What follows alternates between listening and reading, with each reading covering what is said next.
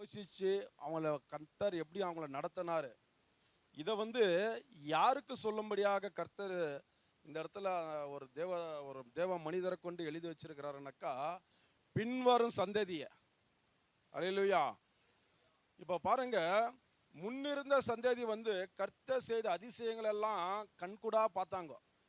எகிப்தில் அவங்க அடிமைத்தனத்தில் இருந்ததும் பார்த்தாங்க. எகிப்தில் அவங்க பாடுபட்டதும் சொன்னாங்க. எல்லாமே அவங்க என்ன பண்ணாங்க, கண்கூடா பார்த்தாங்க. அதே போல ஜனங்களை கர்த்தர் என்ன பண்ணாருனாக்கா, அந்த 10 வாதையும் ஜனங்களை தொடாதபடி கர்த்தர் என்ன பண்ணாருனாக்கா ஒரு வித்தியாசத்தை காமிச்சாரு. பாருங்க, எகிப்திலே தான் இருக்கிறாங்க கர்த்தருடைய பிள்ளைங்க. எகிப்து வந்த வாதை கர்த்தருடைய பிள்ளைகளுக்கு வரல. இதை கர்த்தர் என்ன பண்ணாருனாக்கா அந்த ஜனங்கள் கண் முன்னாடியே கர்த்தர் காமிச்சார், நான் தேவன் என்று. அதே போல ஜனங்களை விடுவிக்கும் பொழுது செங்கடலுக்கு வராங்க. செங்கல் என்ன பண்ணா தடையா நிக்குது. அந்த செங்கடலையும் பிளந்து ஜனங்களை ஆண்டவர் என்ன பண்ணார், நடத்தினார்.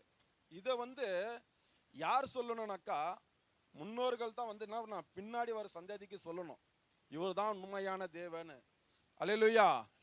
அப்ப இவர் தான் நம்மளை என்ன பண்ணாரு, நடத்தினாரு. எங்களை இப்படியா நடத்தினாரு, வனாந்தரத்துல எங்களை நடத்தினாரு, செங்கடலை பிளந்து நடத்தினாரு. அல்லேலூயா. அப்ப ஒவ்வொரு காரியத்தையும் பின்னாடி வர சந்ததிக்கு சொல்லும்படியாகத்தான் இந்த வேத வசனத்துல சொல்லப்பட்டிருக்கிறது. அப்ப கர்த்தர் எல்லா காரியத்திலும் என்ன பண்ணியிருக்கிறாருனாக்கா, பாருங்க, தூதர்கள் உண்ணும் உணவு மன்னாவ ஜனங்களுக்காக தன்னுடைய வானத்துல கதவுகளை திறந்து கர்த்தர் கொடுத்தாராம். அல்லேலூயா. அதே போல காற்று வீச பண்ணி எல்லா பறவைகளையும் என்ன பண்ணாங்களாம், அந்த கூடாரத்துல சுத்தியில இறங்கும்படியாக கர்த்தர் என்ன பண்ணா காற்றை வீச செய்தாராம். இதெல்லாம் ஜனங்க சாப்பிட்டு திருப்தியாகி அவருக்கு பின்னாடி சந்ததிகளுக்கு கர்த்தர் சொல்லும்படியாக அவங்க என்ன பண்ணியிருக்கிறாரு, இந்த வசனத்தை எழுதி வச்சிருக்கிறாரு. அல்லேலூயா. இப்போ நம்ம கூட பாருங்க, இப்போ நானே வச்சுக்கலாம், கரண்ட் இல்லாத காலத்துல தான் நானெல்லாம் என்ன பண்ணேன், பிறந்திருந்தேன். எங்க வீட்டால நான் பிறந்திருக்கப்ப கரண்ட் இல்லை. அந்த பாட்டில் இல்லைன்னா அந்த விளக்கு இதுக்கு நாங்கள் என்ன பண்ணுவோம்னா சீமானை வாங்கிட்டு பற்ற வச்சிடுவோம். 6 மணிக்கு மேலே வெளியே போக முடியாது. இது இப்போ இருக்கிற பிள்ளைங்களுக்கு தெரியுங்களா, தெரியாது. ஏன்னா இப்போ இருக்கிற பிள்ளைங்களுக்கு எல்லாம் எல்இடி லைட்டும் கரண்ட்டுக்கு இது. அப்போ நான் எப்படி நடந்து வந்தேன், நாங்கள் எப்படி சாப்பிட்டோம், எப்படி நாங்கள்லாம் டிவி இல்லையா. அப்போ ஆயா நம்ம வீட்டு வாசக்கடையில் எங்கள் ஆயா உட்காந்துக்குவாங்க. 6 மணியா 7 மணியா ஆனா அவங்க கதை சொல்லிகிட்டே இருப்பாங்க, நான் ஊங்கொட்டிக்கிட்டே தூங்கிட்டு இருப்போம். இதுதான் எங்களோட வாழ்க்கை. அல்லேலூயா. அது ஆண்டவர் சொல்லல, கர்த்தர் நம்மளை எப்படி நடத்தினாரு. அல்லேலூயா. அப்ப சும்மா சாதாரணமான வாழ்க்கையே நம்ம என்ன பண்றோம், இது வரைக்கும் நம்ம சொல்லிட்டு நடத்திட்டு போயிட்டு இருக்கிறோம். ஆனா கர்த்தர் எப்படி நடத்தினார் தெரியுங்களா, இஸ்ரவேல் ஜனங்களை எப்படி நடத்தினாரோ அதே போலதான் இன்னைக்கு உங்களையும் என்னையும் நடத்திட்டு இருக்கிறாரு. இதைத்தான் நம்ம என்ன பண்ணணும்னா பின்னாடி வர நம்மளோட பிள்ளைங்களுக்கு, பேர பிள்ளைங்களுக்கு, அல்லேலூயா, சொல்லி கொடுத்தாதான் அவங்களுக்கு தெரியும் கர்த்தரை குறிச்சு. நம்ம சொல்லாம விட்டுட்டோம்னாக்கா 10ல் 1ன்னு சொல்லிட்டு கர்த்தரையும் அவங்க என்ன பண்ணிடுவாங்க தெரியுங்களா, எண்ணிட்டு போயிடுவாங்க. நாங்களும் அப்படிதான் இருந்தோம். எங்க அம்மா நாங்கெல்லாம் ரோமன் கத்தோலிக்கில் இருந்தவங்க, ஆர்சி சபை. அந்த சபையில நாங்க போர்த்தும் வருத்தமா தான் இருந்தோம், தங்கணுங்களா இல்லை, இப்படி போர்த்தும் வருத்தமா தான் இருந்தோம். அப்ப எங்க போனாலும் எங்க அம்மா என்ன சொல்லுவாங்க, எல்லாமே ஒண்ணுதான்பா, எல்லாமே ஒண்ணுதான் பண்றப்ப அது என்ன ஆயிடுச்சுனாக்கா கடைசி வரைக்கும் நான் எதுவுமே எடுத்துக்கல, எல்லாமே ஒண்ணுதான் போயிட்டேன். ஆனா எப்படி ஆண்டவர் இஸ்ரவேல் ஜனங்களுக்கு அற்புதம் செஞ்சாரோ அதே போலதான் ஒரு நாள் எங்களுக்கு ஆண்டவர் என்ன பண்ணாரு, அற்புதம் செஞ்சாரு. ஏன்னாக்கா அவர் அற்புதமான தேவன், அதிசயமான கர்த்தர். அல்லேலூயா. அப்ப நான் ஒரு நாள் என்ன பண்ணினாக்கா நடு ரோட்ல நின்றுட்டு இருக்கிறேன், மழை வந்துடுக்குது, படுக்கிறதுக்கு இடம் இல்லை வீட்டுல. இந்த அம்மா கூட ஐயா கூட நம்ம எங்க வீட்டை பார்த்துருப்பாங்க. 4 பேர் உட்காந்து கால் நீட்டி உட்காந்தவே வீடு உட்கார முடியாது, 2 பேருக்கு மேல, அந்த அளவுக்கு எங்க வீடு. இதுல எங்க குடும்பமே தூங்க முடியாததுக்கு எங்க அக்கா குடும்பம் வந்துச்சு.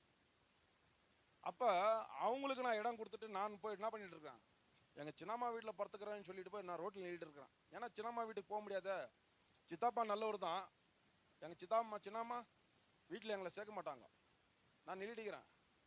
அப்ப ரோட்ல நின்று கேட்குறேன், கடவுளுன்னு ஒருத்தர் இருந்தாருன்னா இந்த கஷ்டத்துலேருந்து எங்களை விடுவிக்க மாட்டாரா? மழை வந்துட்டு இருக்குது, அல்லேலூயா. அந்த மழையில நான் என்ன பண்ணுறேன் தெரியுங்களா, நனைஞ்சிக்கிட்டு அழுகுறேன். இங்கே எங்கள் வீட்டுக்கும் போக முடியல, அங்கே எங்கள் சின்னம்மா வீட்டுக்கும் போக முடியல, இது நைட்டில் தூங்கவும் முடியல. ஏன்னா காலையில் ஏஞ்சி வேலைக்கு போகணுமே. கரெக்டாக 2-2:30 மணிக்கு மழை நிற்குது.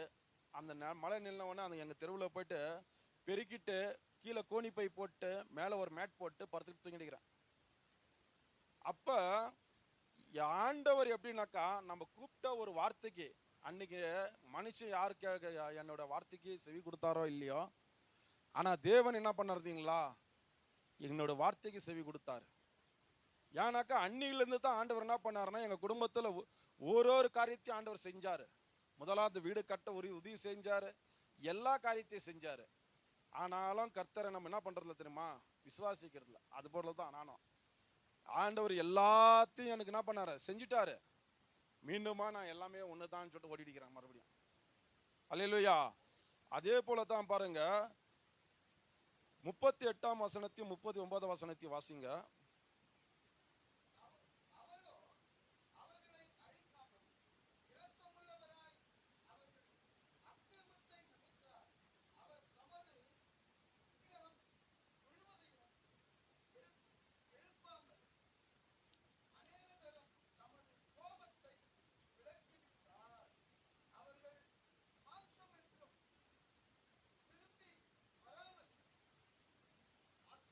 அகலுகிற காற்றென்றும் நினைவு கூர்ந்தார். அல்லேலூயா. அவரோ அவர்களை அழிக்காமல் இரக்கமுள்ளவர்களாய் அவர்கள் அக்கிரமத்தை மன்னித்தார். அல்லேலூயா. அப்ப ஆண்டவர் என்ன அழிக்காம என்னுடைய அக்கிரமத்தை அவர் மன்னிச்சதுனால தான் நான் இன்னைக்கு என்ன பண்றேனாக்கா உங்க முன்னாடி நிக்கிறேன். அல்லேலூயா. அவர் என்ன மன்னிக்காம இருந்திருந்தா, என்னுடைய அக்கிரமத்தை அவர் மன்னிக்காம இருந்தாருன்னா நாங்க வந்து நிக்க முடியுமா? அல்லேலூயா. இப்ப நான் வந்தது இல்லாம இப்ப நான் என்ன பண்றேன்னாக்கா, ஏசப்பா என்னை எப்படி நடத்தினாரு, நான் சாப்பிட்ற சாப்பாடு எப்படி ஆண்டவர் எனக்கு கொடுத்தாரு, ஒவ்வொரு நாளும் என் கையின் பிரயாசத்தை எப்படி ஆசீர்வதிக்கிறாரு, இது வந்து நான் என் பிள்ளைங்களுக்கு சொன்னாதான் அந்த பிள்ளைங்க என்ன பண்ண தெரியுமா, கர்த்தர் இன்னவரா இப்பேற்பட்டவரா அப்படின்னு சொல்லிட்டு அந்த பிள்ளைங்க என்னன்னாக்கா கர்த்தரை இன்னும் அதிகமா தேடுவாங்க. நம்ம கர்த்தரை நம்ம என்ன பண்றதுல, நம்ம சொல்றதுல கர்த்தர் இப்பேற்பட்டவர், அவர் அதிசயமானவர், நம்ம கூப்பிடுற நேரத்தில் நம்மளுக்கு செவி கொடுக்கிறவர், ஆபத்து நேரத்தில் நம்மளுக்கு துணை நிற்கிறவர், நம்ம பிள்ளைங்களுக்கு சொல்றதில்ல. நம்ம கூப்பிடுற நேரம் யாரை கூப்பிடுன்றோம், மாமாவை கூப்பிடு, பக்கத்து வீட்டுக்காரங்களை கூப்பிடு, நம்ம சொந்தக்காரங்களை கூப்பிடு, ஃபோன் நம்பர் வச்சுக்கோன்னு சொல்லிட்டு நம்ம எல்லாத்தையும் கொடுக்குறோம். ஆனால் இங்கே அப்படி சொல்லல. அவர் செஞ்ச அற்புதம் வந்துட்டு பின்னாடி வர சந்ததிக்கு நீ சொல்லு. இன்னைக்கு நீங்களும் நானும் பெற்றிருக்கிற அற்புதங்களும் அதிசயங்களும் அந்த கிருபையும் அந்த ரட்சிப்பையும் நம்ம யாருக்கு சொல்லணும்னாக்கா, நம்ம பின்னாடி வர நம்ம சந்ததிக்கு நம்ம சொல்லணும். அல்லேலூயா. அதுக்கு தான் இன்னைக்கு உங்களுக்கு என்ன ஆண்டவர் தெரிஞ்சிருக்கிறாரு. ஃபர்ஸ்ட் நம்ம என்ன பண்ணணும்னாக்கா, நம்மளுடைய குடும்பத்துல நம்மளோட ரட்சிப்பை ஆண்டவர் நம்மளை எப்படி நடத்தினாரு அந்த ரட்சிப்பை சொல்லணும். அல்லேலூயா. அப்புறமா நம்ம பிற்பாடு போய் நம்ம ஊராருக்கு சொல்லணும். அப்ப இந்த வசனம் எப்படி இருக்குதுனாக்கா, அவர் இரக்கமுள்ளவராய் அவர் அக்கிரமத்தை மன்னித்து அவர் தமது உக்கிரமம் முழுவதும் எழும்பாமல் அநேக தரம் தமது கோபத்தை விலக்கிவிட்டார். அவர் அநேக தரம் அவருடைய கோபத்தை விலக்கினதுனால தான் ஜனங்க என்ன பண்ணாங்கனாக்கா, அந்த இடத்துல சாப்பிட்டாங்க, திருப்தியா இருந்தாங்க. அவங்களோட செருப்பு கூட என்ன பண்ணலையா, தேயில. அந்த அளவுக்கு ஆண்டவர் என்ன பண்ணார், செருப்பு மேல கூட ஆண்டவர் என்ன பண்ணார் தம்மா, அவரோட கண்ணை வச்சாரு. தம்முடைய பிள்ளை என்ன பண்ணக்கூடாது, வெறுங்கால அந்த வனாந்தரத்துல நடக்கக்கூடாது, கடந்து போக கூடாதுன்னு சொல்லிட்டு அந்த செருப்பு மேல கூட ஆண்டவர் என்ன பண்ணாரா, கவனம் வச்சாராம். அல்லேலூயா. இன்னைக்கு நம்ம பாருங்க, நம்ம பிள்ளைங்களுக்கு ஒரு செருப்பு வாங்கி கொடுத்தா கூட கவனம் இருக்க வச்சுக்க மாட்டோம். அந்த பிள்ளைங்களா வந்து சொன்னாதான் நம்மளுக்கு என்ன பண்ணோம், கவனம் வச்சிருப்போம். ஆனா கர்த்தர் அப்படி இல்லை. நம்ம மேல ஒவ்வொரு நாளும் நம்மள மேல கவனமா இருக்கிற கர்த்தர் அவரு. அல்லேலூயா. அப்ப அந்த கர்த்தர் என்ன சொல்லணும்னாக்கா, 10ல் 1 நம்ம 10ல் வந்து ஏதோ ஒண்ணு நம்ம சொல்லக்கூடாது, கர்த்தர் ஒருவர் தான். அல்லேலூயா. இந்த 10 என்னத்துக்கு நம்மளுக்கு, கர்த்தர் ஒருவர் தான் நம்மளுக்கு என்ன பண்ணுவாரு, தேவனா இருக்கிறாரு. அவர் ஒருவர் தான். ஏன்னா உயிர் ஒண்டி தானே இது, ரத்தம் வேற வேறையா ஆக்கிது உடம்புல, ஒரே ரத்தம் தான், அதைத்தான் வேறு பிரிக்கிறாங்க. அதே போல தான் கர்த்தர் ஒருவர் தான் நம்மளை நடத்துகிறவர்.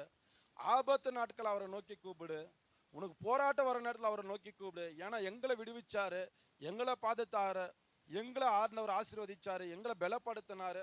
உங்களையும் நடத்துவாருமா. உனக்கு கஷ்டம் வர நேரம் என்ன பண்ண, கர்த்தரை நோக்கி கூப்பிடு.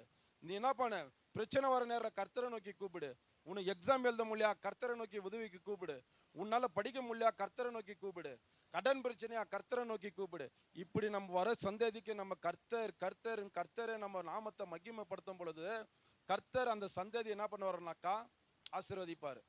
நம்ம கர்த்தரை முன்னாடி வைக்காம எல்லாமே நம்ம என்ன பண்றோம், காசு பணத்தை முன்னாடி வச்சிடறோம். உனக்கு எதனா கஷ்டம் இருந்துச்சா, இவங்கள்ட்ட கடன் வாங்கிக்கோ. எதனா ஒரு போராட்டம் வந்தா இங்க நகைக்கு இது வச்சுடு. எதனா ஒரு காரியம் இங்கே அவங்கள கூப்பிடு. இது வைக்கக்கூடாது. ஏன்னா ஆண்டவர் சொல்றாரு, மாம்சமான மனுஷன் மேல என்ன பண்ணாத, நம்பிக்கை வைக்காத. நாசில சுவாசம் உள்ள மனுஷன் மேல நீ என்ன பண்ண, நம்பிக்கை வைக்காத. ஏன்னாக்கா மனுஷனை ஆண்டவர் புல்லுக்கு ஒப்பா வச்சிருக்கிறாரு. பாருங்க, புல்ல பச்சை பச்சேர்னு இருக்கும், திடீர்னு காஞ்சி போயிடும். அதே போலதான் நல்லா இருக்கிற மனுஷன் இறந்து போயிடுவான், காணாம போயிடுவான். அவன் மேல என்ன பண்ணாத, நம்பிக்கை வைக்காத. கடைசி வரைக்கும் நம்ம நிலை நிறுத்துவர், கடைசி வரைக்கும் நம்மளை வழி நடத்துகிறவர், கடைசி வரைக்கும் நம்மளை பாதுகாக்கிறவர், கடைசி வரைக்கும் நம்மளை ஆசீர்வதிக்கிற தேவன் நம்மளோட கூட இருக்கிறார். அவர் மேல நம்பிக்கை வைங்க.